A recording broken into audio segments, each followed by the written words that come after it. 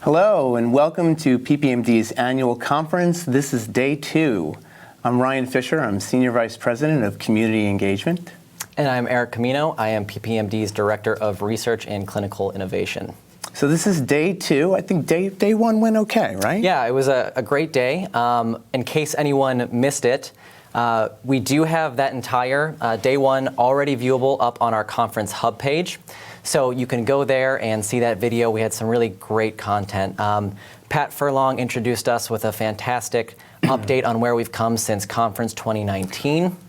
We had a really wonderful discussion about COVID-19, tackling issues about reentry, how this affects clinical care, and how this may impact clinical trials moving forward. We also wanted to take a second just to thank the whole team at Dudley Digital Works. They have done an amazing job of keeping the set and everything safe for Ryan and myself to be here and bring this conference to you today. We also had a session on therapeutic agents looking to reduce inflammation, and I think it was a really great kind of landscape view of where we've come in Duchenne. A part of that discussion had 1 approved therapy. We had 2 products that are in their pivotal phase of trials, and we even had, another kind of newcomer to the Duchenne space. So it was a really great conversation about some of those products and where they're headed. We also had a Lunch and Learn series today, so you'll be able to view that on the hub as soon as we're able to get that up on the website. So keep an eye out for that. Great. So we have a great couple hours ahead of us. We're going to start with a panel on building resilience, overcoming compassion fatigue and burnout. We also have our second PPMD pop quiz, which we hope everyone will participate in. This is for families only, but there's a way to participate right below the hub when that time period comes up in the agenda. Following that is going to be our In the Pipeline series, and this time we're looking at restoring dystrophin. We're going to talk to companies that are currently developing therapies aimed at restoring dystrophin, so it should be a great discussion. And then tonight, PPMD's Adult Advisory Committee, that PAC, is going to be hosting a virtual Zoom for teens and adults. This is for people 14 and older. We want to thank the PAC for hosting that. Should be a really, really fun night. So, Eric? Yeah, we have a couple of things, housekeeping before we get into the conference this evening. As a reminder, we really advise to bookmark the PPMD virtual conference hub. That way you can find all of the resources we have available for you. So everything in our on-demand library featuring all of our pre-recorded presentations are living there on that hub page. In addition to that, you can register for our one-on-one sessions. So you can connect with genetic counselors, behavior specialists, and physical therapists. As Ryan just mentioned, that's also where you're going to be able to get set up for those Zoom social nights that we have coming up. So tonight are teen and adults, and tomorrow we have some special ones for family members. And then finally, we also have our poster sessions available there. So there is a lot of content on clinical trials, as well as care and research that is going on in Duchenne. And you can, send any questions you have to those presenters to learn more. So we just have a couple of quick thank yous before we get into our first session. Yeah, importantly, we really do want to thank all of our sponsors for supporting the conference. Tonight, I want to give a shout out to our elite sponsors, PTC and Sarepta Therapeutics, as well as our platinum sponsors, NS Pharma, Pfizer, and Santhera. We couldn't do this conference without you, and all you do for the community is so appreciated. So also special thanks to Anessa Faisenfeld for donating the prize for yesterday's pop quiz, that Amazon gift card. We really appreciate it, and you're a wonderful board chair, and I know you do so much for the community.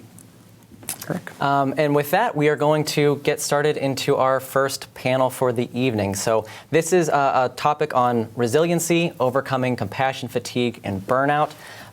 This is something that doesn't just affect clinicians, but can affect family members as well. So this session is going to be led today by PPMD's President Pat Furlong and Kathy Kinnett, PPMD's Clinical Care Advisor. They're going to be joined by some great doctors from Nationwide Children's Hospital, Dr. Natalie Truba, Dr. Brandon Kozar. And then we have a wonderful panel of amazing parents that are a number of our Connect coordinators, as well as Dr. James Poisky, who is a child psychologist. So as a reminder, if you have any questions while this panel is going on, please submit your questions and comments to the box below, and we'll be able to get to those whenever we get to the Q&A session. So with that, I'm going to hand the discussion over to Kathy. Thanks so much, Eric. We felt that this was a really important topic. We know that Duchenne is a complex and complicated diagnosis, and caring for people with Duchenne and living with Duchenne can take a toll on families, especially on caregivers. So giving people tools to overcome compassion fatigue and burnout and build resilience, we thought was just a really important discussion. Before we begin this discussion, I want to have everybody introduce themselves and tell us a little bit about why you are on the panel and what you bring to the discussion. James, I'll start with you. Okay, thanks, Kathy. I'm James Poisky. I'm a pediatric neuropsychologist, and I'm also a parent. I have a 17-year-old son who's got Duchenne, and so I experience it as a professional, but also as a family member as well. And so I've had a lot of interest in the impact that Duchenne can have on learning and behavior and emotional adjustment. Thanks. Rachel? I'm Rachel Poisky, James' wife, and I'm mom to Joel. And we live in Houston, Texas, and I'm also a pastor by trade. And I've been always interested in how families navigate grief and resilience as they move through this Duchenne journey. So those are some of the interests that I bring to this panel. Thanks. Betty? Hi, thank you. Betty Verton. I live in Hastings, Nebraska. I'm on the panel as a parent. I have 6 children, 3 of whom are boys with Duchenne. Max is 14, Rowan 11, and Charlie 9 years old. Thanks. Gretchen? I am Gretchen Egner. I live in Mukwonago, Wisconsin, and I have 2 sons. Alex is 23, and my 21-year-old Nick has Duchenne. And I guess my overall mantra in life is to stay positive because you only get one, and so to make the most out of each one. And so I'll probably talk about that quite a bit tonight. Good, thanks. Natalie? I'm Natalie Truba. I'm a pediatric psychologist at HOA Children's Hospital. I see a lot of these boys and their families in clinic and in my office and during admissions and in research study clinics and all over the place. And so I do a lot with behavior management and motion management. And I'm also just broadly very interested in dystrophin and what dystrophin does to the brain and learning in particular. Thanks. Brandon? Yeah, hi, I'm Dr. Brandon Kozar. I'm a clinical psychologist and a director of the UMatter Staff Support Program at Nationwide Children's Hospital. And my work primarily involves supporting a lot of the medical staff around issues of compassion fatigue, burnout, and cultivating resiliency within the staff population. Thanks. So we have a great panel. I just want to start by saying that I looked up resilience, and it says it's the ability to recover quickly from difficulties and to the ability to spring back into shape. So, Rachel, with all the difficulties that families living with Duchenne encounter, can you talk a little bit about how you foster resilience in your own life? Sure. Thank you so much, Kathy. You know, I live in Houston and we have hurricanes, and we can't avoid them. They come whether we want them to or not. But we do learn how to live with them and manage around them and protect ourselves. And I think that's a lot like the Duchenne journey. It is, how do you live in the storm and not just live and survive, but how do you thrive in it? And for me, I think that's been just the most important thing about the Duchenne journey is this: how do you thrive? And as Gretchen said, you know, you only get one life. So how do you do it well? So for me, I just want to share kind of 5 things that helps me with resilience. The first one that I've been doing since basically the day Joel was diagnosed, you know, it can be so overwhelming with doctor's appointments and therapists and what clinical trial and all those things.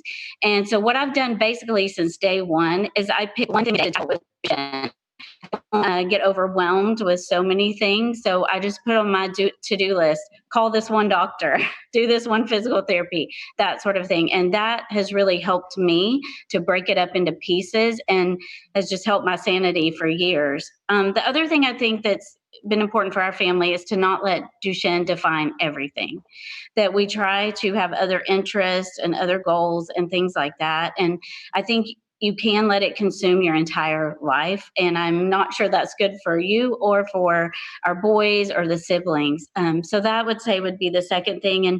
And the third thing is just to have a support system. This is great. PPMD is great for us to have support system. And I think you need Duchenne parents as a support, and then you also need people outside of the Duchenne community to support you. Maybe it's through your faith community, maybe it's through some common interests and things like that. And another thing is self-care. You have to take care of yourself, and especially during this time of COVID, and we don't have the opportunity to go out and, do big things like spa days. That sounds great, but, the Duchenne budget doesn't often allow for spa days. But there are little things that we can do every day, and that's been good for me. James can tell you I love reality TV, and so that's one of my self-care. But just to find something little or to do that that makes you happy. You've got we say it all the time, it's a marathon. And then the last thing I would just say that's been helpful for me in resilience is to let things go, to not be perfect. We say in our house all the time, good enough. And that is important. We're not going to do everything, and I know we look back and just we look back and say, okay, let's find the humor and the fun and be connected that way. So. Thanks so much. Those are all really good and really important topics and really important things to keep in mind. Betty, with 3 sons with Duchenne, how do you find time for yourself? Well, it's something I have to work at, plan has to be on the schedule. It's not something that I just happen to find myself with extra time. 6 children by itself is a lot. And then you add in the needs of 3 boys with Duchenne. And we have a hopping household here. So I schedule time. I make sure I start my morning off with a little time by myself. Right now, it's summer. It's nice here in Nebraska. So I like to walk out to the garden. I look at my flowers. I pick the vegetables. Sometimes it's just 10 or 15 minutes, but that alone time, that quiet time to start my day is definitely important. And then I like to run, walk, and do yoga. So I try once a day to get that incorporated. And sometimes it's a 10-minute yoga on the deck while the kids are banging on the window because they need something. But I take those 10 minutes and they know it's mom's time. But I think it's important to plan that time into your day and try to do the things that you enjoy. Gretchen, any thoughts? Yeah, I would agree. When I was thinking when Rachel was talking of all those different elements, and I think the thing that's key for me is the not sweating the small stuff and not getting overwhelmed with everything, because everything takes a few extra steps. And like Betty, you got that times 3 with your boys. And so I think like today, Nick had his cardiac MRI appointment and my husband had to take him. And so I had to make sure that everything was set for that and getting him up in the morning. You've got like all those extra steps before you can do those things. But I made sure that I left for my run 15 minutes early so that I had that extra 15 minutes because Nick's home this week because he has that appointment. And I think just kind of, building that in, we have the extra time, we have this extra burden. But as Rachel mentioned, you get support from the Duchenne community. But if you have friends and support systems and other folks, they have their own set of needs as well.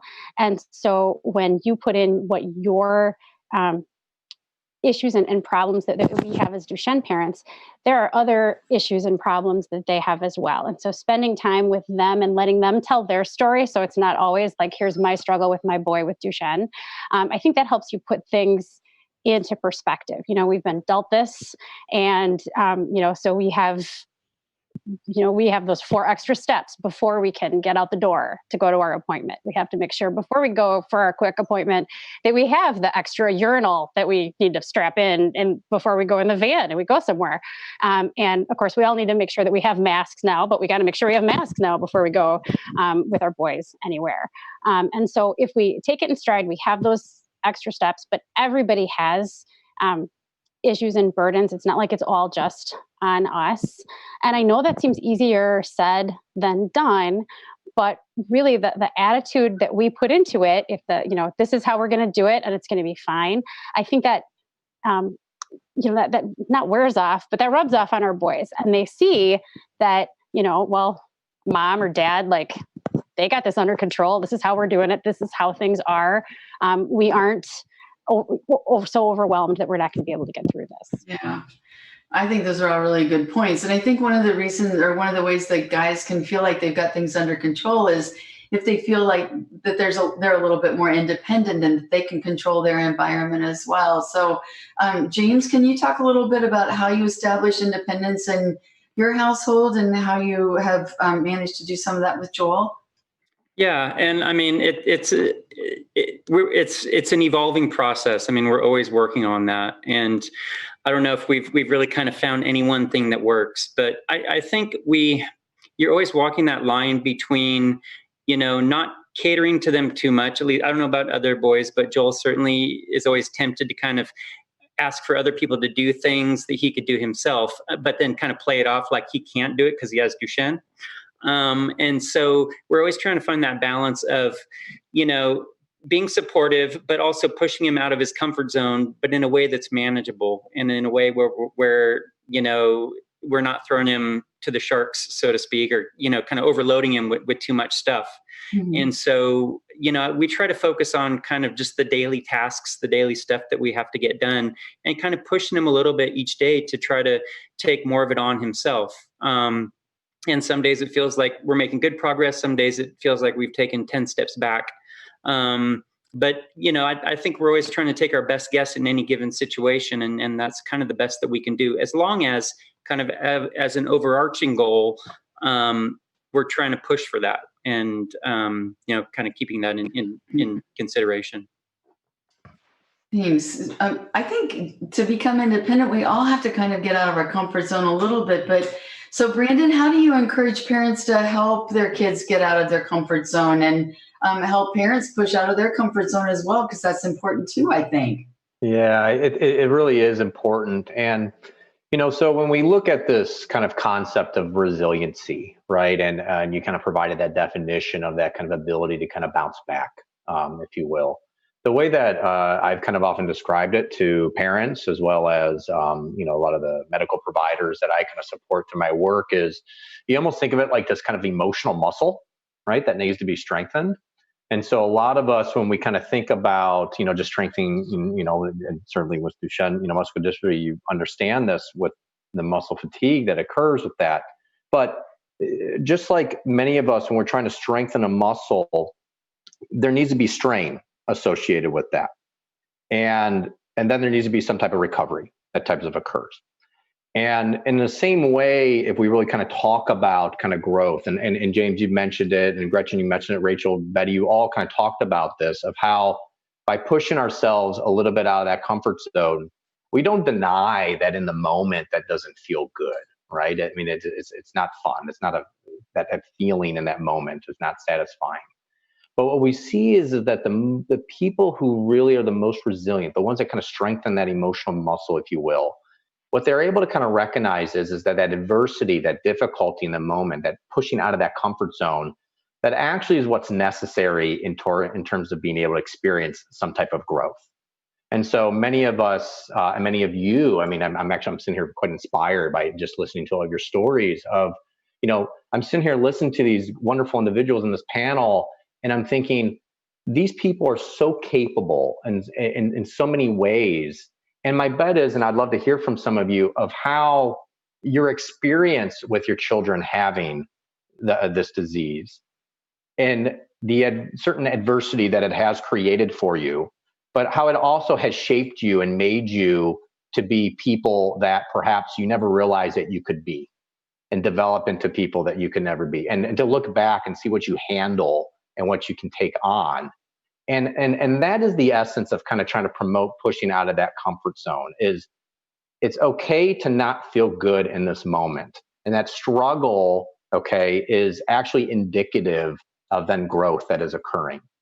The problem is that so many people, when they experience that struggle, so that tension, that stress, that anxiety, if you will, when we're trying to, engage in activities and pushing ourselves to that discomfort, so many people will falsely immediately kind of conclude that, well, because I don't feel good right now and I don't like this, that means this is bad. It's not good. And then people will retreat oftentimes as a result. And being able to kind of turn that perception around, I heard several of you talk about attitude. And certainly there is an attitudinal approach to this. The role modeling is absolutely critical as parents, while also I believe the acceptance of simply knowing that just because maybe my child or maybe me is just not feeling it today or this week or right now, we take that into consideration of what it is, which is simply a moment in time where we know this is hard, but it doesn't mean that we're sliding backwards. What it means is it's an opportunity for us to learn, grow. Okay, what can we do differently?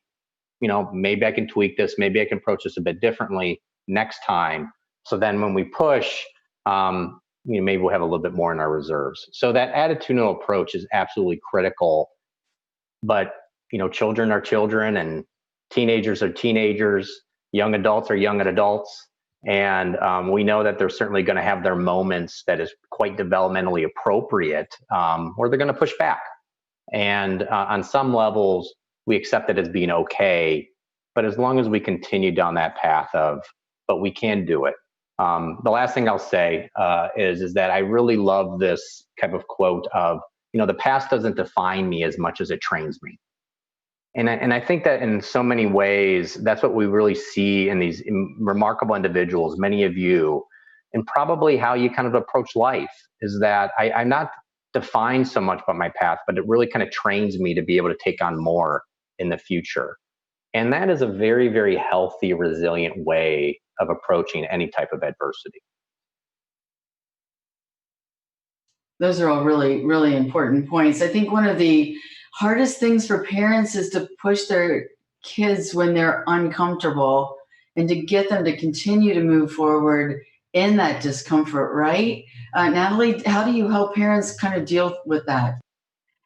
That's a really good question. I think there's no one size fits all. And I think Pat says it best: when you've met one kid with Duchenne, you've met one kid with Duchenne.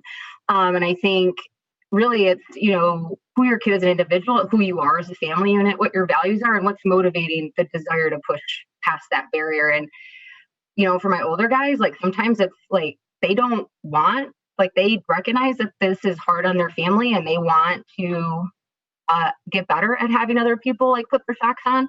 And they want to get really good at being okay with not needing their socks changed for 2 hours straight. And so we work on that one thing, and we set up our schedule in a way that optimizes our opportunity to be successful. And we just work on that one thing until we're tolerating that a little longer, or we're going a little bit longer, and we just keep upping the ante. And then we work on the next thing. And I think what's hard is sometimes it's getting the boys to a point that they're okay with and being motivated to tolerate that distress. Because what we're asking them to do is harder than it is for me, right? And it's harder than it is for most of us on this panel, because we are making dystrophin, and we have dystrophin in our brain, and things are going really great. And when you don't have that, it makes tolerating small things really hard, and it makes tolerating things that feel different than what you're used to very difficult. And so I think figuring out what's motivating your desire to do that, I think is really important, because that is what the boys, when they have that, they can tolerate a lot more and are able to push themselves in ways that they didn't think they were able to before. Yeah, I think getting people to push forward and do things they didn't think they were able to before is incredibly important for all of us. And I know that the lack of dystrophin in the brain can cause issues with learning and behavior. And sometimes when you push these guys a little too hard, it causes some behavior issues. James, I know that I wondered what your thoughts were on how to sort of manage those adverse behaviors that may come from pushing and trying to instill independence. How much time do we have? Not that much time, James. Yeah, and I was being sarcastic. Anyway, yeah. I mean, I think that I don't know if I have an easy answer for you, because it's always going to depend on the immediate context of what's happening and what it is we're asking them to do and how difficult it is and what kind of day they've had and how their sleep was and if they've eaten or not. I mean, there's so many factors, and it's hard to kind of always know what's at play in any given moment. I think that I think that Natalie made a good point, though, that kind of breaking it down into small steps is really important, and it makes it feel more manageable. And oftentimes the behavioral stuff is because of anxiety, like they're stressed, they're frustrated, it feels too uncomfortable. I feel like one of the biggest challenges to overcome, and I think that this is maybe kind of a root of some of these other things that we see, but there's really oftentimes, and we're all like this, but I think even more so with some people who have Duchenne, there's a tendency to very much make decisions based on how they feel right now, not necessarily kind of like how they're going to feel in the future, or, despite kind of how logical it might seem of me needing to do this, they very much make decisions based on right now. And so, earlier, I think as a parent, the way that even though I'm as a psychologist, I know I'm not supposed to do this, but it would be very stressful for me when Joel would become resistant or he would have a meltdown or something because we were asking him to do something that was out of his comfort zone. And I think that caused me to become, I think, sometimes too critical or to put too much pressure on him or to become really frustrated myself and start arguing. And it never convinced him, like it never made it better. It always made it worse. And I still have yet to learn my lesson in that regard, but I'm getting better. Right, Rachel? But, I think that trying to de-escalate those situations and be as calm as you can and be positive and encouraging and supportive. And kind of like Natalie was saying, okay, maybe the whole big thing we're trying to do seems like too much, but maybe we can do just this little bit, or we can do it for just a little while, or, kind of breaking it down into kind of bite-sized pieces can sometimes help with kind of the reaction that you're getting in the moment. It doesn't always work, but you tend to catch more flies with honey. And I think it's harder for us because we see how important it is for them to be independent. And if it feels like they're resisting that, it can be really stressful for us as parents. And it's hard to stay calm. And so I think the other kind of key factor is staying calm as parents really, really goes a long way as well. Yeah, that's hard to do when there's a stressful situation, right? Gretchen, is there one thing that you wish you'd done earlier after your son's diagnosis that would have maybe helped increase his confidence and motivate his independence? Well, I can't remember if it was Brandon or James who said when you've met one kid with Duchenne, you've met one kid with Duchenne. And when Nick was diagnosed, I remember I had a student who had SMA in my class, and Nick was 2, and so I was, crying every time anybody asked me how my summer was, because that was what happened that summer. My kid had gotten diagnosed, and I had this senior in my class, and he said, "Cool, when he's 6, I'll see him at summer camp." And I was like, okay. And then everybody would say, when he's 6, he can go to summer camp, best week of the year, And so when Nick was 6, I'm like, you're going to summer camp. And he was a little nervous about it, whatever, but he went. And then he said he didn't want to go back. And I made him go for 3 years in a row because it's the best week of your year. And you need to go to summer camp to be with these boys. It's going to be wonderful because you need to go. Everybody loves it. And I think if I knew Nick now and how he is at 21, he didn't want to go to summer camp, and that was okay. And, he could hang out and chill and talk with people, and he's made some friends. But, that experience of being away from home for a week with strangers and being forced into a group, that's not him. And I think understanding that I often say there's a fine line between helicopter parenting and neglect when you have a son with special needs, and because you push them, but they could be in danger sometimes. And I think I'd have listened to him more. He didn't have a lot of struggles with like refusing to do like tasks at home, like James cited. Not too much of that, but I think I'd listened to him earlier because he's really spunky and he has that, that tenacity. And I think I'd have listened to it and recognized it quite a bit earlier. Betty, with 3 boys with Duchenne, you're doing a lot of listening. Yeah, I am doing a lot of listening. I think, I was thinking about things that we would have done differently to foster independence. And we've had help in the house from the get-go because there's 6 of them and 3 of them, and we were completely outnumbered. But in the beginning, we just had help come in like they were babysitters, so I could take the oldest to do something, or so I could take one child to one appointment. And I wish that I would have used those babysitters more as like, not necessarily nursing staff, but staff along those lines that could have helped more with the stretching and the cough assist, and even in the bathroom. This last year, my 11-year-old is starting to go off his feet, and that's our first major transition.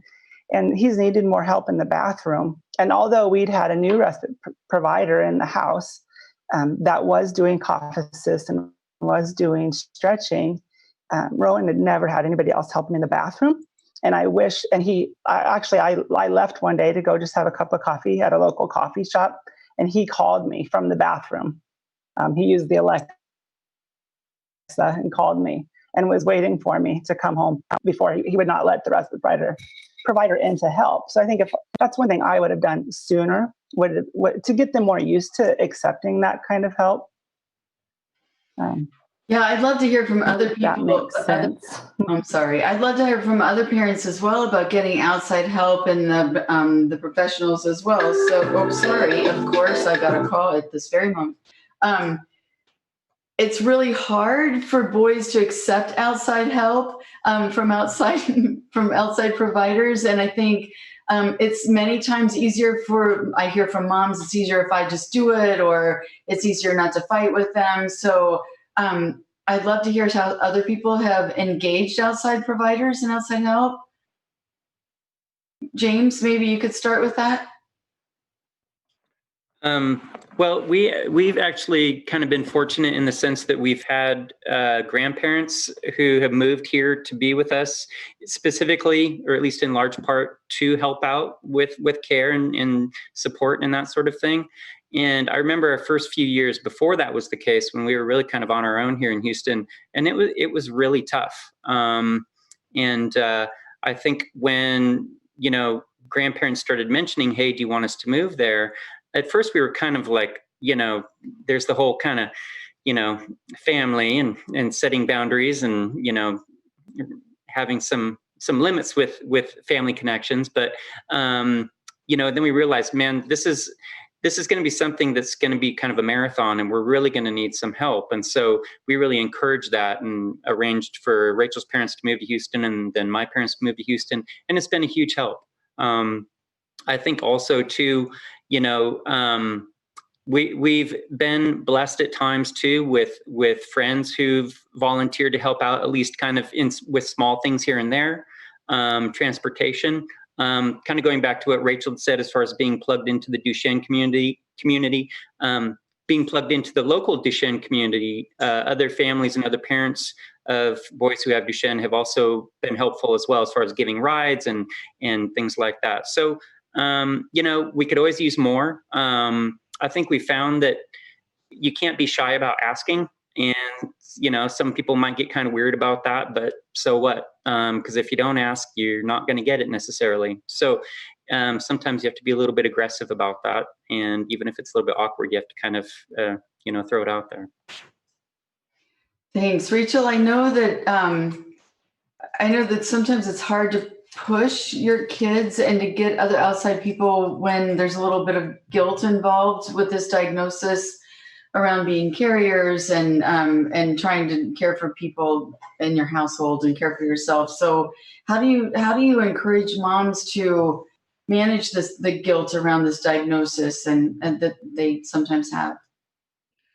Yeah, I think that's hard because it plays into the caregiving too, where you think, well, there's some subconscious level of this where you think I did this to them, so I have to take care of them, and just that dynamic with with your spouse, with your family, you feel like, oh gosh, how did I bring this into our family? Which of course you did. It's not your fault. You have to move past that. But I think I think Duchenne moms in general and dads need to give themselves forgiveness and grace about things. Before Joel was diagnosed, we would fight every day because he would not want to walk out to the parking lot from the daycare where he was where I worked. And I had such guilt about that forever that I didn't pick him up. I was trying to build independence. I'm like, you're 3, you can walk. I don't need to carry you. But I say all the time to my other Duchenne moms, I say, we do the best we can with the information we had at that time. And we make the best decisions that we had at that moment. And that's try to really be my mantra so that I don't always live in the past of, I should have done this, I should have done that. And just to give myself grace to say, I did the best with what, it was perfectly normal for me to expect a typically developing 3-year-old to walk to the parking lot. And so I think that just you've got to just give yourself grace in it and accept that you are doing the best that you can, and it's not always going to be perfect. I want to, if I could chime in real quick here. Rachel, you talked about the shoulds. So I just want to throw this out there to all the parents. One little line you can remind yourselves is you have to stop shoulding on yourself all the time. So I'll just leave it at that. I really like that. That's really good. That's really pretty brilliant. I didn't invent it, so I heard it from someone else. So I can't take that. So Gretchen, I think it's really hard to give yourself grace sometimes, right? How do you do that? There's always some other thing that comes along. I'm pretty honest with Nick, so I apologize when I really screw up, I think when when Nick was about a sophomore in high school or freshman or sophomore, he really didn't talk about college. We didn't really know what would happen, when he finished. And then when he decided that he wanted to go to college, and then, we talked about him actually living on campus and doing those things. I wish that I had been more proactive in having him have strangers as caregivers, because when he went to Whitewater, which is a college, it's a half hour away, and he lived in the dorms and we had an agency that came and, so strangers, like new people came and helped him out. And so I felt some guilt there that I hadn't really prepped him for that. And I was sort of like, throwing him to the wolves with this agency. And, he did really well. He did excellently with that. And now he is living with his best friend, who has been his best friend since he was 3. And he is his primary caregiver. And he's got another roommate that comes back, who's a former roommate, who comes back and also works for him. And so I think things work out, things tend to be okay. And maybe I'm a little too lenient on myself, but I think that, we, I don't know, I screw up, and I'm the first to admit it. My mom's living with me now, and she'll tell me when she says I'm doing something wrong. So, I mean, I get that all the time. But I think, you only get one, and you can't spend too much time dwelling on the shouldas and problems that you had. I remember years ago at a conference, there was a mom's group that sat around, and people felt angry and bad about which deletion and which exon and which thing their son had because of how it affected future trials. And, like, we have no control over any of that. And there's so much that we just have to just give up. And we got the whole COVID now that that's just another wrench that's in everything. So just, do the best you can with what you have and keep a smile on your face, and things go pretty well. Yeah, the whole COVID thing puts a whole new element of fear into everything, right? Betty, any thoughts?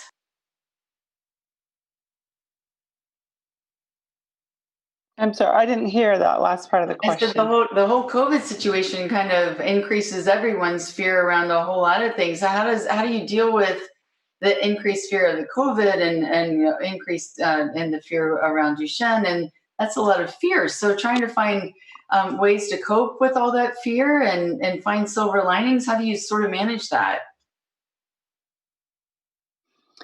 Well, I mean, COVID is still so new, and we're still learning right along with everybody, exactly how to handle that with Duchenne and with our boys, and, going back to school.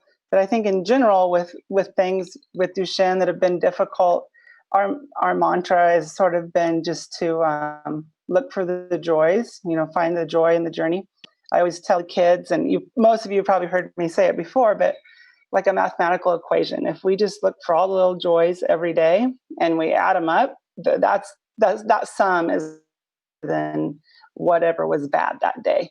And so that's been, we've done that with COVID, we've done that, with Duchenne, we've done that with our kids that don't have Duchenne, that have had their own trials.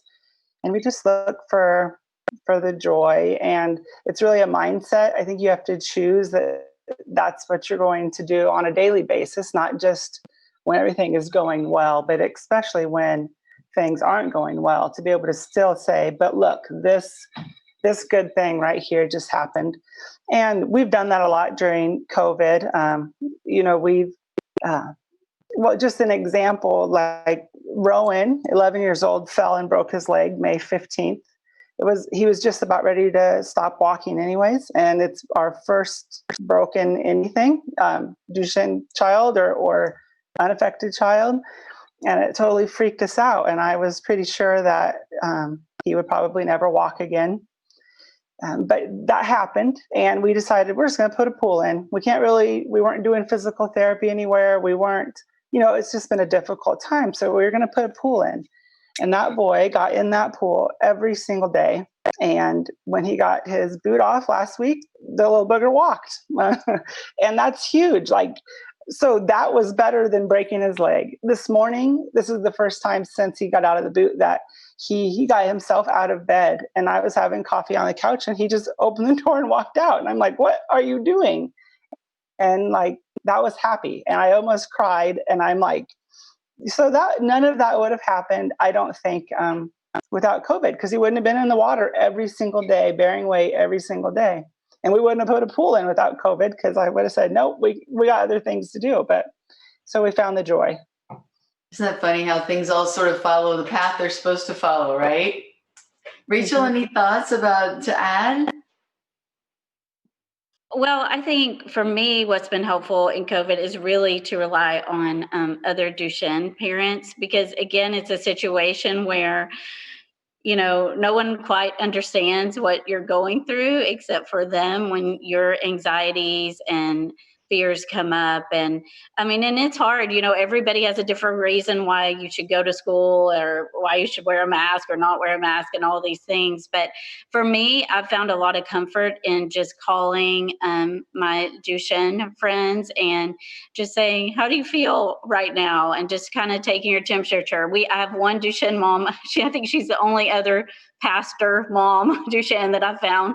And we had both agreed. We said, let's just agree that we can text each other and call each other when we're getting stressed, because we share some of the same struggles and things like that. And so I think it's really important, when Joel was first diagnosed, I wasn't integrated into the Duchenne community at all, and I missed out. And so if you're not connected to other Duchenne families, especially during this time, I just encourage you to kind of find your tribe of people that you can connect with. I think that's really good advice. And I just want to reinforce that. Yeah, thanks. 1 second. I just want to that social support piece, because what we know is that the single greatest mitigating factor of people with experiencing profound anxiety, depression, burnout, compassion fatigue, these things, is the perception of social support. What's amazing is that you don't even actually have to have the social support. It's more like the perception of it that people have. And especially when that social support, and I'd love to kind of hear from some of the parents here as you're speaking to, when that social support is coming from individuals that has some additional insight and understanding of what it's like for you. And the other piece of that is then getting kind of active in your coping. And so again, I want to call out and give praise to the parents here on this panel, but then everyone else that's active and part of this conference here, is that is a form of being actively engaged, getting actively involved. And we just know that when people do that, it's versus this kind of passive piece where you're just kind of trying to live with it and trying to cope with it, but you're now actively getting involved, getting engaged, connecting with other individuals, learning from them, listening, sharing, crying, laughing together. It's these types of things that's done around the social support network of people that you feel like can truly understand what it's like to kind of be in your boat. Mm-hmm. That's what we see consistently as being truly the most therapeutic thing that people can do from themselves consistently over time. James, did you have thought? Well, I think I was going to kind of comment on what Betty said, but also what Dr. Kozar had said, kind of adding to that in the sense that, I don't know, my perspective has always been that bitter parents cause bitter kids. And it is really important to try to, make the best of the situation that you can. And coronavirus is no different than any other situation. However, if you're plugged into community, when you do need to go on a therapeutic rant, you're going to have receptive ears to whatever it is you're ranting about. Because if you go on that same rant with somebody who's not in the Duchenne community, you just may sound crazy, which isn't always bad either. But yeah, people get it. But, I think that, in the midst of the coronavirus, there's a lot of uncertainty, and my middle name is kind of cynicism. And so I think you really do have to be conscious and proactive and purposeful about looking for positive things and not getting too caught up in kind of focusing on the negative. And, there's a young man with a different neuromuscular disorder called Matty Stepanek. And I can't remember if he had SMA or maybe Kathy. Anyway, but he told his mom, he said, "Don't lie down in the ashes of my life."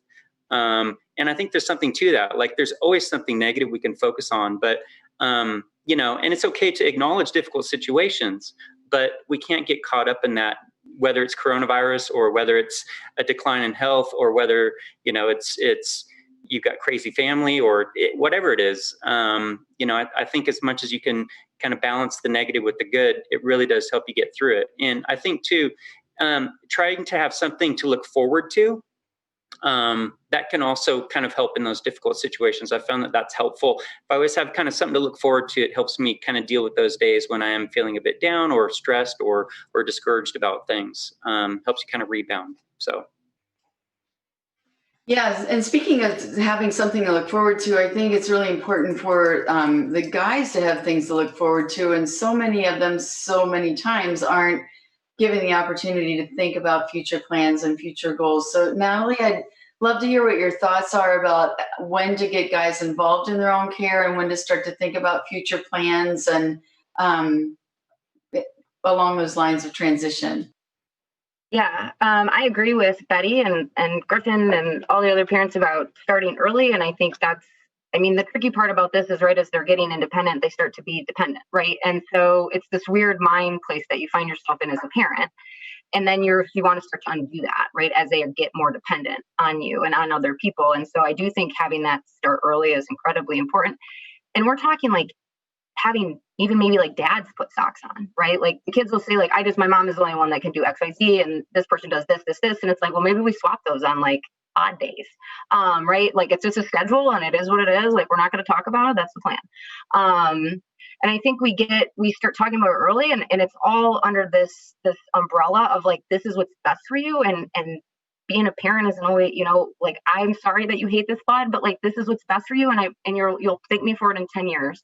And I know that you don't want so-and-so to lift gun. I know you don't like them doing your bath, and I know they don't put your shirt on right. And I know that, you have feelings about that, and we're going to sit with that for 2 hours. And then if you still feel that way, we can make some adjustments, right? But we got to learn to tolerate other people. And we just, you set up a schedule, and you just work the schedule, and you work it because that's a skill they have to learn. And we all have our own crosses to bear. And that's part of it for them is getting comfortable tolerating distress around those things. And we don't want to be monsters, right? Like, they have days where you're just like, oh yeah, you're not doing it today. You didn't sleep well. Maybe you're sick. We have upcoming visits. Let's not rock this boat, but then, that's not the rule. The rule is we normally do this on these days because these boys are rule governed. So, use that to your advantage, right? Like, it's like when they use it to their advantage, you're like, no, you just said we were only doing it this one time, and now we already did it that one time, and I don't want to do it. And so you can, you're like, buddy, like, this is the rule. We're just doing it. It goes both ways. And so I think the things that make these boys amazing are strengths, and the world is not designed for them. And that doesn't mean those aren't strengths. And sometimes it's important to make those strengths highlighted and to always pull those in as like, I know though, but like, you do these other things and you're brave. So I know you can tolerate this, right? And I'm going to like walk away for a bit, and I know you're going to be okay, even though you don't think you're going to be okay, because I know you're going to be okay. Right. And we do that all the time with our kids, whether they have Duchenne or not. It just looks different for these boys. And so sometimes it's thinking, how did I do this with my other kids, or how have I seen my friends do this, and modifying it and be okay with that. Like, comparing yourself to other people is going to drive you crazy. It drives all of us crazy, but it's going to drive you really crazy here because all the boys are different. You're different. Your family system is different. And what works for one family may not work for you. And that's not failure, right? Like, that's just differences in people and differences in kids and differences in how things work out. And so, be careful with that at times, right? Having a community of lots of different parents is important, because some things that work for even the people on this panel may not work for the others. And it's you're either winning or learning. And I tell that, if you've seen me in clinic, I say that to you all the time. We're never failing. We're only failing if we're not learning. And so for these boys in these situations, there are a lot of winning and a lot of learning. And they give us lots of opportunities to learn. And their wins are amazing. And when they win, like, we build on that. And they do a lot of things to help us in that direction. And so sometimes I think it's, how do we make fun happen, even though this is hard? And kids are great because they are good at having fun. So pull that in and use their advantages to your advantage. The things that sometimes drive you crazy, right, can be strengths for them with getting some of these independent rules going. Thanks, Natalie. James, we're getting short on time. Okay, I'll be fast. I was just going to say, I think it makes a difference just in the words you use during everyday conversations and the way that you phrase things. Saying things like, when you move out, when you get a job, when you go to college, when you're a dad, when you have a family, not all those things may necessarily come true, but I always tell people, if you don't use those words, I guarantee you they won't come true. But that kind of normalizes that stuff, and that starts them thinking that they can accomplish those things. But we have to kind of, refer to them in little ways. They can't, sometimes you have to have kind of big formal conversations, but a lot of it, I think, is communicated just kind of in the day-to-day stuff here and there, kind of almost in an offhand way sometimes. Yeah, I think that's really important. I think what the words that we all use are incredibly important, and in all situations. Brandon, as a last thought, what are some ways that you offer to people outside the Duchenne community to help parents who are living with children with Duchenne and people who are living with Duchenne? How can people outside of your immediate family offer support? It kind of goes back to a little bit of what I said earlier around just, the experience and the perception of social support. At the very least, if there's outside family members that, are thinking about what can I do? I think the same, there's a similarity in terms of they have to be careful to give themselves some grace also, that, focus on what you can control and what you cannot. But simply, letting, those parents know that I'm here and I'm thinking about you. And, Even if it's a simple little text message. Hey, you're on my mind right now.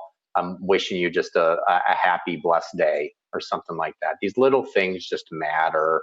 It just makes us realize that, other people are out there thinking about me and supporting us and supporting my child. The last thing I just want to say in terms of a couple kind of resiliency happiness tricks, because I just want to reinforce some of the things that have been said here. So Dr. Martin Seligman, he was kind of like the father of the kind of the positive psychology movement. He has this wonderful exercise that's been empirically shown to actually improve happiness and joy in people's lives and promote resiliency. And a lot of the parents have kind of talked about it in their own ways of how they try to find the silver linings and focus on the positives and add them up. And it's called the What Went Well exercise. And this is a really fun thing to do. It's a nice thing to do, be able to do with your family, maybe sitting around, whether it's the dinner table or just hanging out with each other, where periodically, once a day would be really cool, although I don't think that's realistic for most of us, where we all just kind of go around as a family and we all share at least one thing that went well today. What went well today? And then here's the second part that's the most important. And why do you think it went well, Billy? Or why do you think it went well, John? What it does is it helps teach kids that who they are, their values, their intentions, their efforts contributes to things going well within their lives. And it just helps to kind of bridge those connections and start helping them start to see. And what we've seen is that when people start to do that, it literally starts changing the brain patterns of how they kind of focus and how they process the environment around them. Over time, people will literally just start paying attention to and noticing the silver linings just a little bit easier. But our human brain is not designed to be able to see the silver linings automatically. Our human brains are designed to focus on threats and possibilities and things that could go wrong first. Okay, it's part of our just survival mechanisms. And so that one well exercise is excellent. And then the other thing, I think, James, you brought this up also, always have something to look forward to, even if it's the smallest, littlest thing. And the key is try not to have that thing that you're looking forward to being something big and grandiose. It's the small, simple things that are oftentimes free. I'm just looking forward to being travel. Mine was travel, by the way. So you need a more broad repertoire. But anyway. yeah. So shake it up a little bit. I'm looking forward to pizza. Or my reality TV show tonight. Something like that. And then, but think about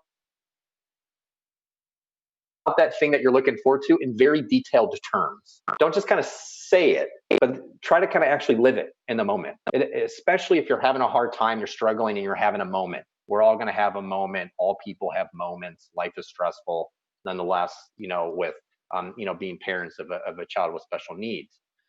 So we give ourselves that grace, but then when we do these other things, it just helps us bounce back a little bit easier. Thanks, Brandon. Those are all, I just think that's so important. And Betty, I know that you have all these special moments that are happening in your life, and you have to have things to look forward to with all of your kids. So I would imagine that gets a little tough sometimes.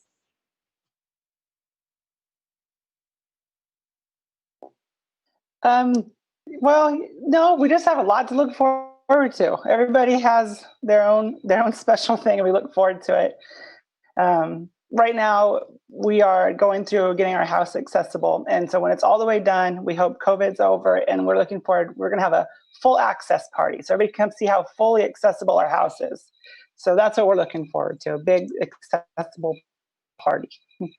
That sounds amazing. Well, I've been looking forward to this group all week, so I think this has been really fun. Pat, do you have any final thoughts or any thoughts that you'd like to share? So first of all, I love this. Thank you all for joining this panel. It's been really wonderful. I think one of the most interesting things is having two boys with Duchenne and going through that journey with them and with my two daughters who are healthy. A friend of mine called and said, "Find your us." And because I expected my family would all come to help, but I didn't even ask them or tell them what to do to help. So then I decided that they weren't very helpful at all, which was a real disconnect on my part, I think. So I think that it comes down to find your us. Tell people what you need, who you need, how they could help you, And even that text message to say, I'm just here. And if you want to fall down in my arms. And I think that those kinds of things, finding that network and finding time for yourself. I used to go take my kids to school and then go to the track, and I would walk, and I'd walk and cry and scream and yell, and then talk to everybody that wasn't on the track about what they should be doing. And I think that gave me time to clear my head and find my us. So thank you. This has been a wonderful panel. And I so appreciate all the things all of you do for me and for this community, because it helps and it makes us all more resilient. Thank you. I think if we all work on strengthening our own emotional muscles and the emotional muscles of the people behind us or around us, and I love stop shooting on yourself. That was a good one. And look for the joys in every day and find things to be grateful for every day. I think easy, not so easy ways to move forward and help the people around us move forward.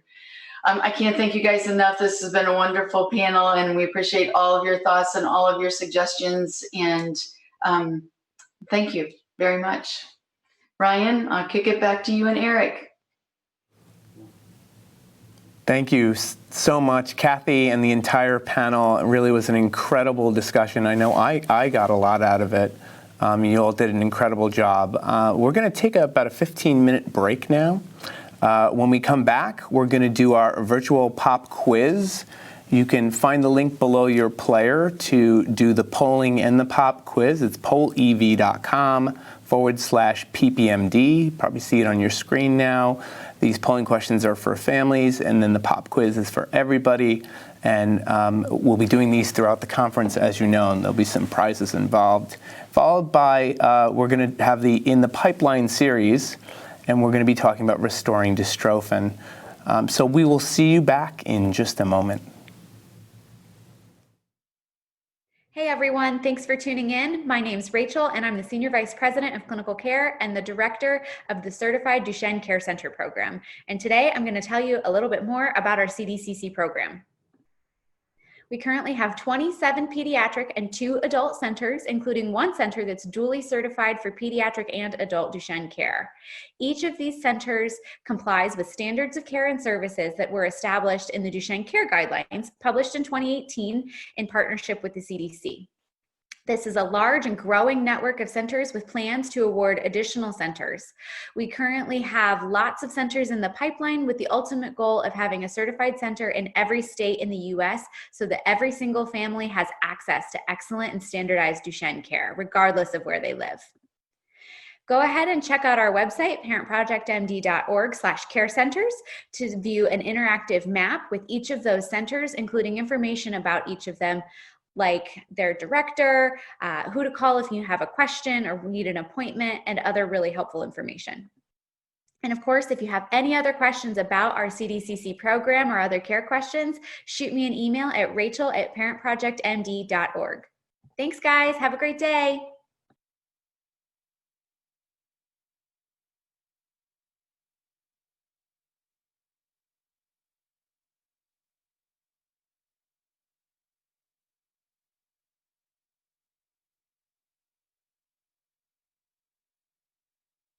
PPMD's Connect program is our family outreach program that is run by volunteer parents like myself and grandparents. This program has been a huge sense of support and strength to our family since our son Brendan was diagnosed with Duchenne. It was really nice to find other families to connect with and realizing that we weren't alone, we didn't have to go through this process alone, and that we had help whenever we needed it. And that help came from families like ours who know exactly what we're going through. So it was really, really a sense of comfort for us. And sometimes we get together, like just a whole bunch of families get together, or meet up at PPMD events, email each other, or virtually meet up on social media. But it's been really nice to have that strength and that hope around us.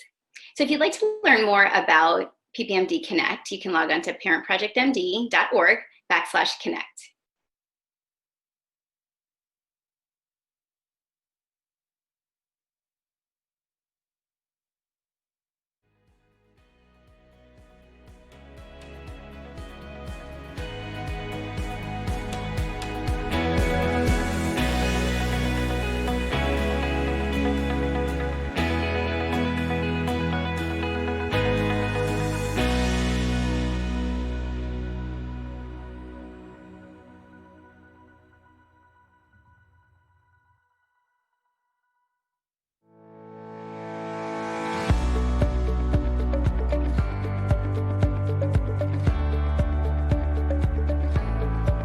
I just asked Pat what is going on.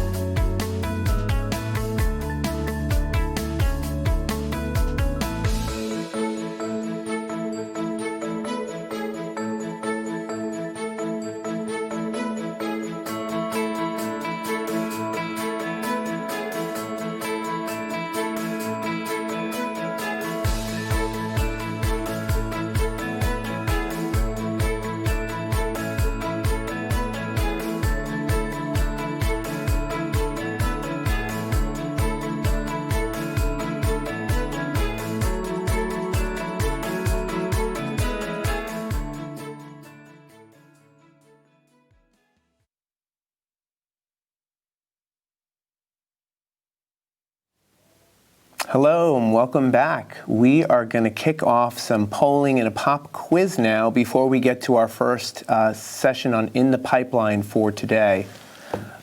You can poll by going to the link below your browser, below the video actually, pollev.com/ppmd. You can also open a new window in your computer browser or go to your mobile device to do the polling. We're going to start with the first polling question of the evening.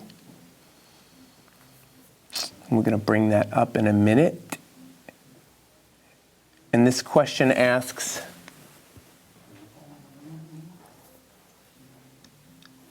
about the types of research you or your child have participated in. We're asking you to choose all that apply among this list. If you've done the polling before in the past, you might have taken this question before. We like to ask some of the same questions over the course of years, see how things may change.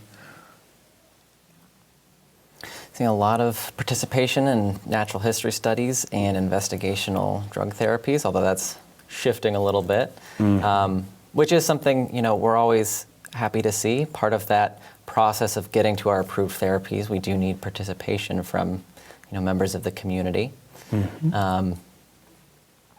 Handful of folks that have participated in some of the MRI imaging studies. Which is great. I mean, that's really advancing. That work started many years ago, and we're learning so much about MRI as a potential biomarker, a non-invasive way of really looking at what's happening with the muscle. It's a really powerful tool.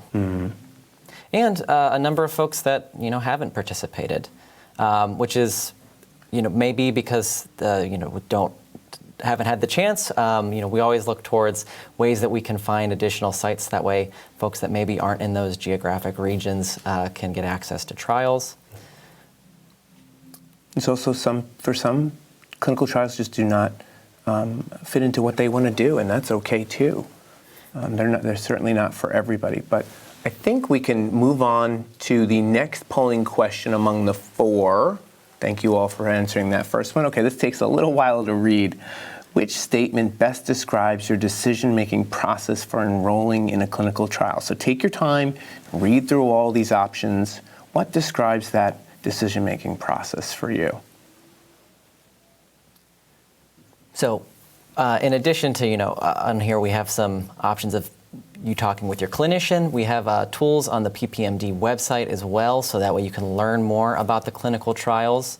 For those of you that are registered as part of the Duchenne registry, you may get some notifications for when trials are available for you or your child, which is always helpful as well. We also recently revamped our clinical trial finder tool, which is a way for you to sort through different trials by things like age or areas of what the therapy might be doing to help you kind of make those decisions or talk about them with your clinician. It looks like here we have the large majority of the research trials on their own to determine best one, and then discussing it with their clinician, and together you decide whether or not to enroll in that trial, and that's followed by, I do not follow trials closely, but the clinician keeps you updated about eligible trials to participate. Do you find it interesting? Everyone does seem to be mostly interested in participating in clinical trials, so that's some work to do on our end to help address why we had some numbers that hadn't participated in a clinical trial. Sure. If we have that interest in the community. Yeah, we see the gaps, and we understand that some are able and some are not, but many are interested. Okay, so I think we can move on to the next question here. And this next question, has your neuromuscular center spoken with you about clinical trial options or opportunities outside the clinic where you receive that care? So normally, you have those discussions with your provider. The question is, are they talking about trials just at that center? Or are they saying, you know what, there's a trial that might be interesting for you or your child that's, at another center close by? And remember, there's no judgment here. Right, and we do anticipate this is going to be really swayed somewhere by where you go for your visits. We know that some of our certified Duchenne care centers participate in a lot of clinical trials. Some of the other sites don't have as many trials occurring at the same time, and so that might kind of impact whether or not you need to look outside of the current clinic where you're at for participation in a trial. Yeah, there's multiple layers to this, but we're trying to explore all of them and understand, how these conversations are happening and, where there may be gaps. So with that, I think we can actually, it looks like yes, the answer yes was the most chosen. I think we can move on to the next one. Okay, pop quiz. This is for everyone. The question here is how many bones in the human body? There will be a prize that we'll announce at the end of today for the person who answered this question the fastest. If you recall, you were asked for your username when you first logged into the polling. You need to put your full name in that username so we can actually track down the right person. Keep in mind, we're not going to make your names public, but if you want to win the prize, we need your first and last name that you registered for conference with. Otherwise, we're not able to find you if you're just one name, your first name. So, Eric, do you want to reveal the answer?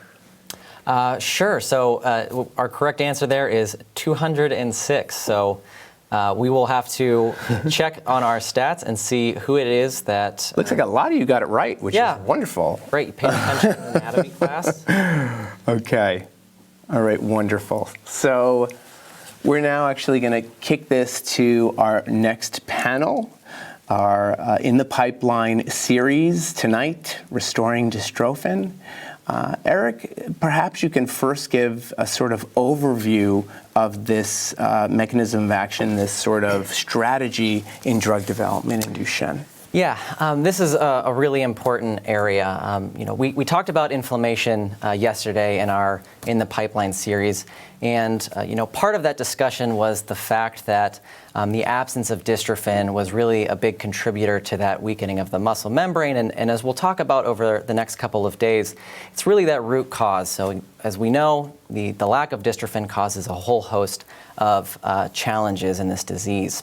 And so the strategies and the potential therapies, as well as approved therapies that we're going to talk about in this session, are all aimed at addressing that root problem and trying to restore production of the dystrophin protein in the cells. So we're going to go all the way back to the DMD gene and kind of walk out from there to give a little bit of an explanation.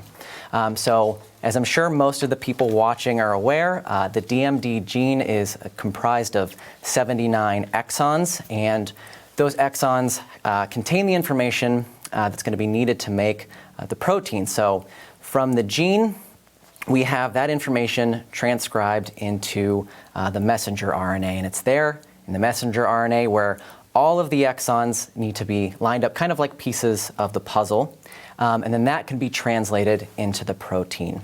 So when we think about what's happening in Duchenne, to take an example of a really common type of mutation, which is a deletion of exons. I have an example here at the bottom of the screen representing a patient who has a deletion of exons 45 to 50.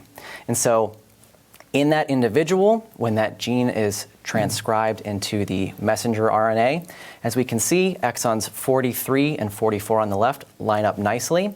But when we get to exon 44 with exon 51, where there's that gap from the deleted exons, those pieces of the puzzle, they don't connect together. And so that individual's reading frame is disrupted. They're not going to be able to produce a functional copy of the dystrophin protein. Now, if you look to the right of that red exon 51, you can see exon 52. That piece of the puzzle looks like it might fit in with exon 44. And so that's kind of some of the idea behind exon skipping. If we skip over that exon 51, and you can look at that little figure on your right, we now see that not only do exons 43 and 44 line up, exon 44 and 52 fit together like nice pieces of the puzzle. That individual's reading frame is going to be restored. They're going to be able to produce a truncated version of the dystrophin protein that we hope provides them with some benefit. So that's one strategy that we have. We also have individuals that have nonsense mutations. And so those individuals have something we call premature stops.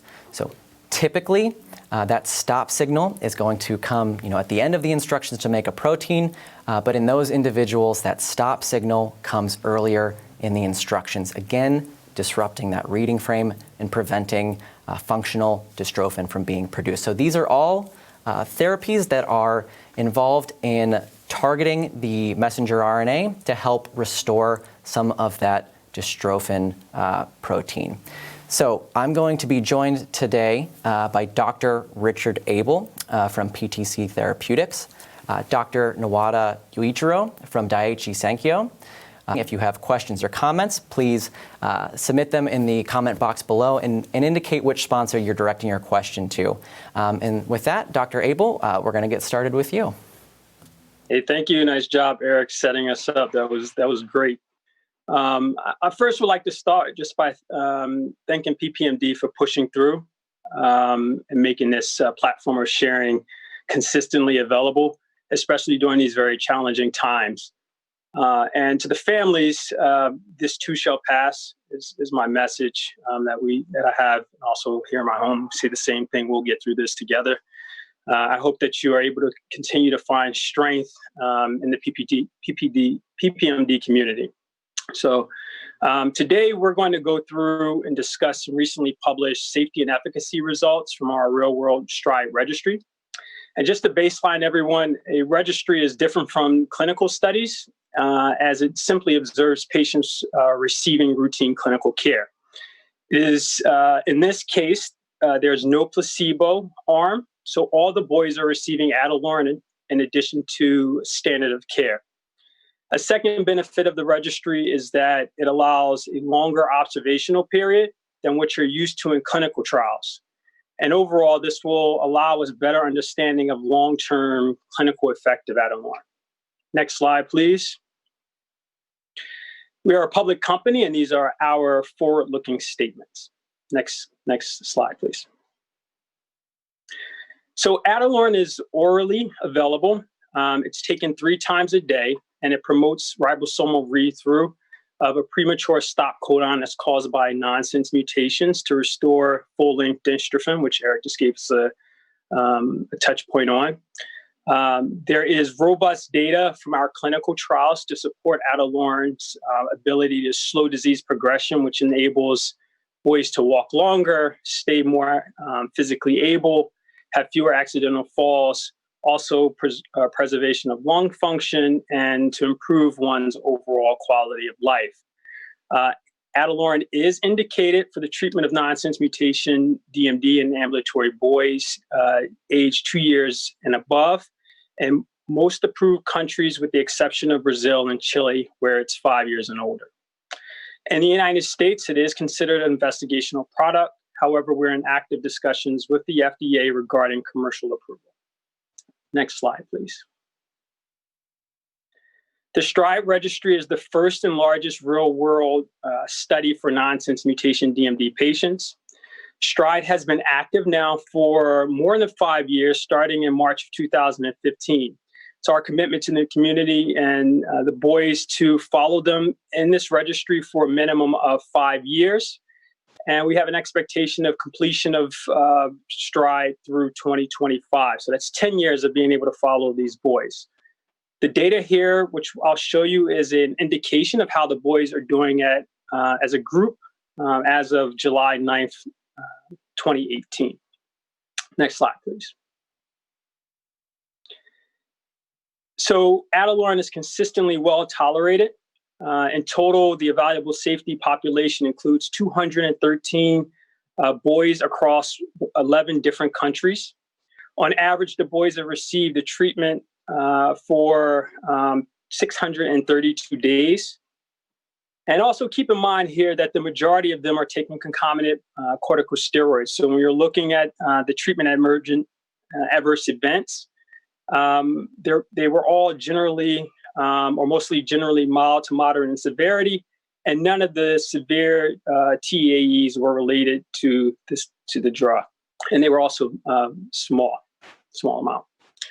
Overall, Adalimumab continues to be well tolerated and has no emergent safety signals, especially even in this extended treatment duration, which we see here, and in much larger populations than we saw in the clinical studies. So this is very promising. Next slide, please. So in the community's pursuit to find a cure for DMD, which is everyone's goal here, restoring dystrophin is just the beginning. One of the most significant milestones that we can achieve is being able to delay disease progression. Demonstrating our ability to preserve this physical function and doing so using clinical outcomes that's important to the families and also validated by and accepted by regulatory authorities are also equally important. So for example, what we're showing here is 181 patients in STRIDE receiving Adalimumab on top of standard of care compared to matched patients from 181 Synergy patients receiving only standard of care.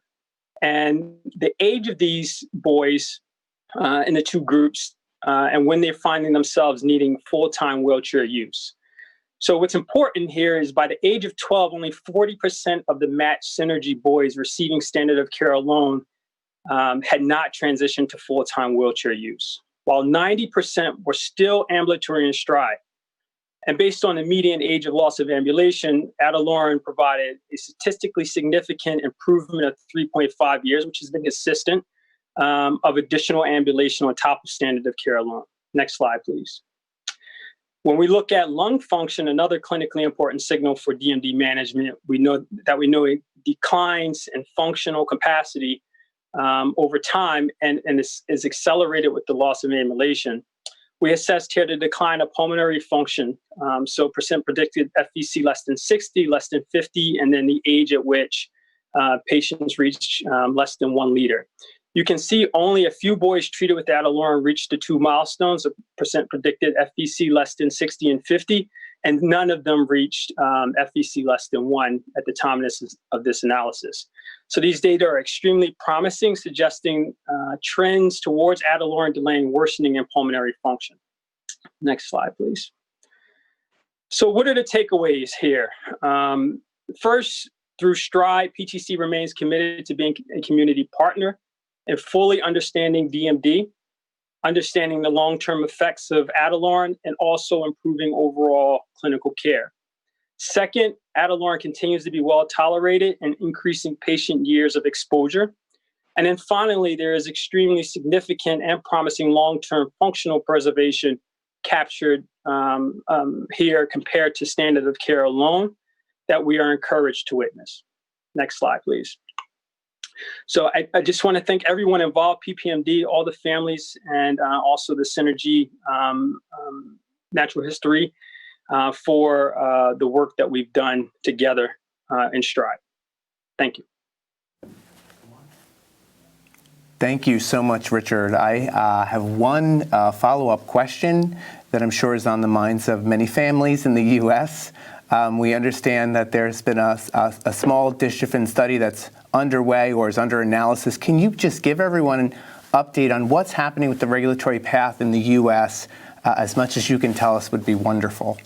Yeah, so we had two studies looking at dystrophin expression. The first was 046, which looked at patients who are already on Adalimumab and taking a biopsy of those patients to look at dystrophin levels.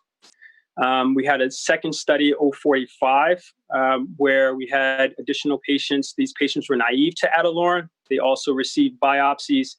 And after 9 weeks, they were biopsied, 9 months biopsied again to see the dystrophin levels. The first one, 046, has been completed. The second one, 045, we've been impacted by COVID. Obviously, UCLA has been closed, And at this point, we're simply waiting for it to open back up so that these patients can receive that second biopsy of the two. After we have that, we'll then approach FDA. Great. So we're looking sometime at the end of the year. Thank you. We really, really appreciate that update, and we look forward to engaging on the Q&A panel at the end of this. Thank you. We're going to move on to our next speaker from Daiichi Sankyo. Dr. Nuwata, are you there? Please take it away. Yes, thank you. Hi. Good evening, everyone. I'm Yuichiro Niwata from Daiichi Sankyo. I'm the global team leader of DMD program. And I'm very grateful PPMD have given me this kind of opportunity. Today, I want to introduce our DMD program, specifically DS5141B, potential exon 45 skipping drug. Next slide, please.